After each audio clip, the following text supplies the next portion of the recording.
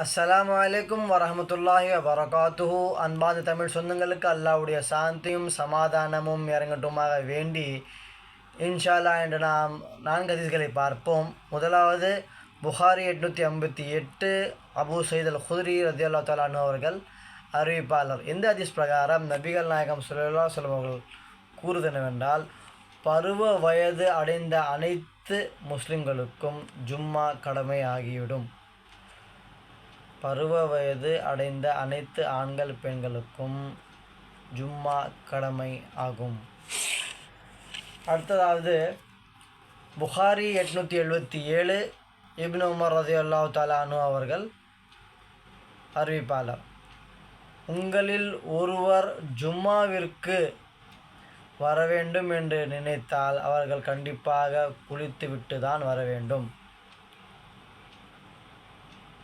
ஒருவர் ஜும்மா வர இருந்தால் அவர்கள் குளித்துவிட்டு தான் வர வேண்டும். இன்ஷா அல்லாஹ் இந்த ஹதீஸினை நாம் அமல் செய்வோம், ஷேர் செய்வோம், அல்லாஹ்வுடைய திருப்தி அடைய.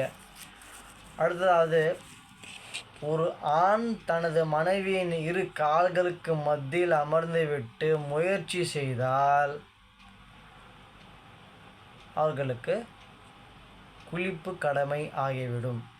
ஒரு ஆண் தன் மனைவியின் இரு கால்களுக்கு மத்தியில் அமர்ந்துவிட்டு முயற்சி செய்தால் அவர்களுக்கு குளிப்பு கடமையாகிவிடும். இது அபூ ஹுரைரா ரலியல்லாஹு தஆலா அன்ஹு அவர்கள் அறிவிப்பாளர். புகாரி 291.